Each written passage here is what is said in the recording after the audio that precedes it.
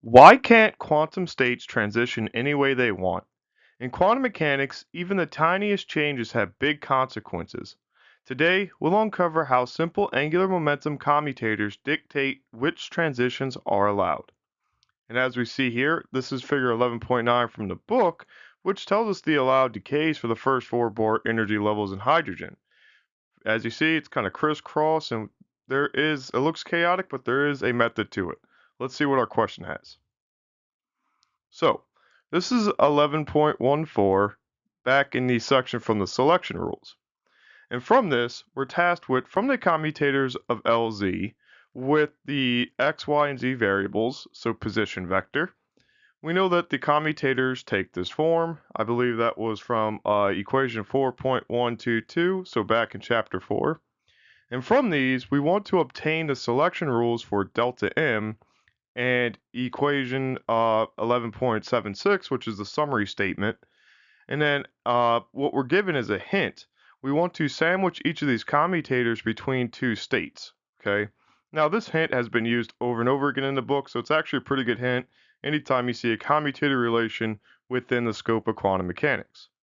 So, why do we care? Clearly, we see how these integrals and things like that just get annoying whenever we're looking for quantities or transition rates or lifetime of transitions, things like that. So why not come together and formalize how each state is allowed to go based on the geometric meaning of these integrals and expectation values? Again, selection rules save us quite a lot of time in calculating these matrix elements. That being said, did you foresee this back in chapter 4 when we were covering the hydrogen atom and all the nuance of the three-dimensional aspects of quantum mechanics? I don't think many did. I certainly didn't at first, but now looking back, it makes a lot of sense. So, although there is a lot of writing in this question, it's pretty much all in the video, but if you want the PDF, feel free to comment and I'll send you a link or access it in the Patreon link below. Either way, good to go. But before we jump into today's topic, I want you to know that I try to break down these complex physics ideas into easy to digest pieces using exercises from these top books. If that sounds like something you'd enjoy, hit the subscribe button and join us in exploring the universe. With that, let's jump right in. All right. So, stop number one then. Well, we may as well follow the hint from the question, okay? In which we sandwich the commutator between the two states. Clearly, color coding is going to save us a lot of hectic time. So let's see how we do this. So we're going to have to take two approaches here. One where we take the commutator, use the commutator definition, so AB minus BA, and then split this up thanks to linearity, and we realize that the LZ is an operator that can act to the left. This LZ is an operator that can act on the right state. And if we do that, recalling equations 4.118, which are the eigenvalue equations for LZ, we can put an h bar m prime out there and be left with the original state, or x in this case, back with the original state. Same thing here, h bar m, back with the original state. And then I can go ahead and see that I have the expectation value of x and x here, factor that out. Then I'm left with h bar m prime, h bar m, factor out the h bar, and I'm left with m prime minus m equals this. Okay, conversely, I can just go ahead and plug in between the two states the commutator value, which was I h bar y, and so I could factor out the I h bar and just be left with y in the inside. And then I can summarize this into a summary statement, which that, by the way, came from 4122. But now that I have both of these sides of the definition, what I can do is write a summary statement for this expectation value with the commutator equals two things. Okay, so as a result, we're going to end up using these two things and combining them in such terms where we can substitute and simplify them down for the selection rules. So let's repeat this process for the other two position vector coordinates, y and z. So rinse and repeat. Same thing with y. Split it up from the commutator definition, linearity and eigenvalues, factor. Then we just plug in the definitions. Then we get negative I h bar with x. And we see that our summary statement here for the LZY commutator brings us to a commutator with y and then an x here with the negative. Pretty expected. Last but not least, we have the LZ and Z, okay, which I think you can already smell that this is going to be 0 somewhere, so let's be careful. Eigenvalue application of the operators, factoring, then here we have the value of the commutator, which is 0, so that leads to 0. So our summary statement for the LZ, or that should be a Z. I don't know why I wrote that there. That should be a Z. That should be a Z. My bad. Typo.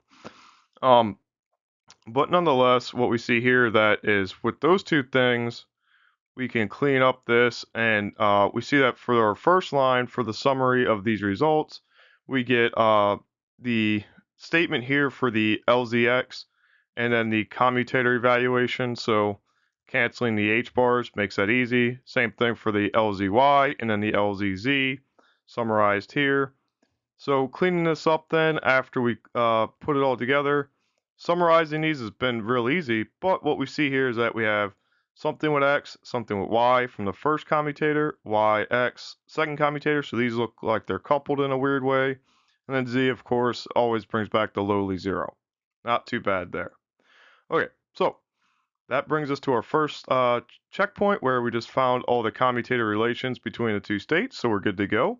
That being said, what do you think about this? Drop a comment below with your thoughts. I love hearing your interpretations and questions, and it'll help us understand this material better and definitely help other viewers. That being said, let's jump into stop 2 where we compare these things and see what our selection rules are. Alright, stop number 2 then. At this point, we clearly see that there are some cases here that we need to investigate. The first is that if m prime equals m, then we see that, well, our left-hand sides all cancel to 0, as we see summarized here. But from that 0, we see that, okay, dividing the i's and negative i's, we see that the expectation value of y and x need to equal 0. So that's the selection rule, right? If m prime equals m, then these expectations need to equal 0. Pretty easy there, I would say. Then the second is if m prime equals m plus or minus 1.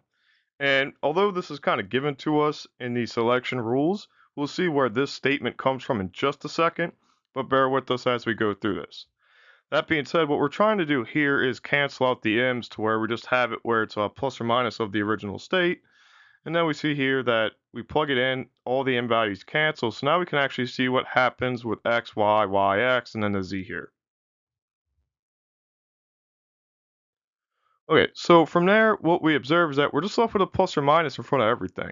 If we divide this over, divide a plus, you get a plus, divide a minus, you get a minus. Same thing here, plus minus with the minus there, goes to opposite signs. And then dividing plus minus 1 to 0, you still get 0.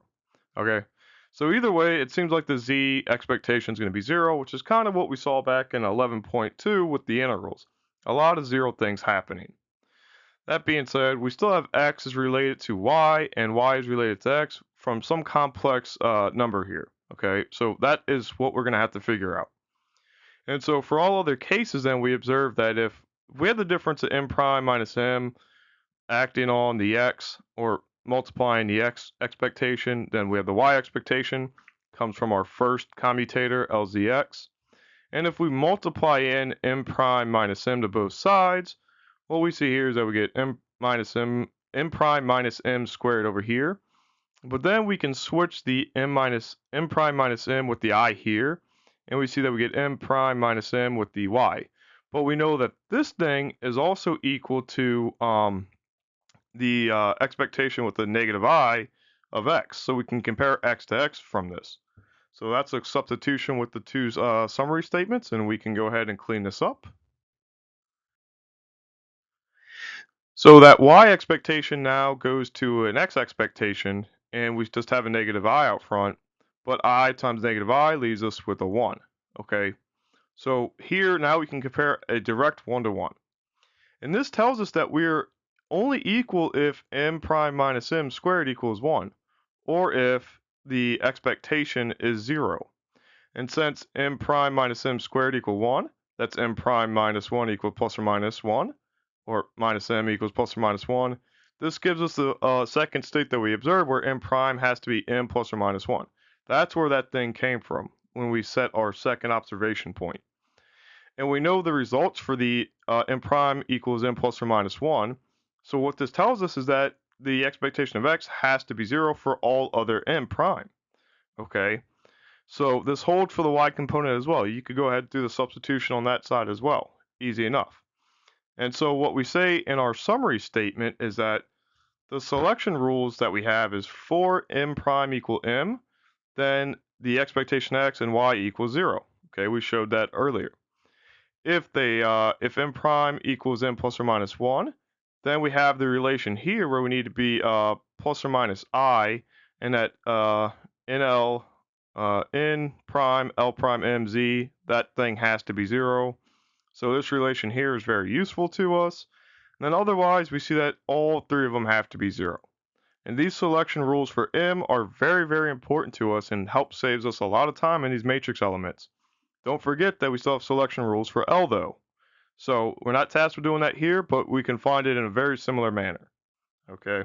That being said, this concludes this problem, so thank you for watching. Let's get to our concluding remarks.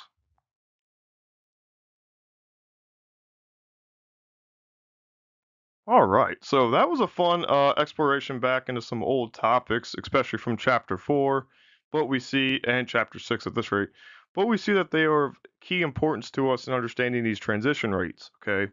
Although the picture to start the video off was from the L perspective, we see that the L perspective is directly dictates what the M perspective has. Again, go back to the quantum numbers for that. So, if this video got you thinking, imagine what's coming next. Subscribe and join our community for weekly insights into the world of physics. There is so much more to uncover, and I'd love to have you along for the journey. I just want to take a moment now to also thank my incredible Patreon supporters. Your support is truly the backbone of this channel. It's because of you that I am able to keep creating these videos and diving deep into the fascinating world of physics with everyone. Your contributions make a real difference in helping me bring these concepts to life, and I'm so grateful to each of you for believing in this journey. And if anyone else is interested in supporting this channel and joining our Patreon community, you can check out the link in the description below. Together we can keep exploring the wonders of science and discovering even more amazing things. As always, thank you for watching, and until next time, stay curious.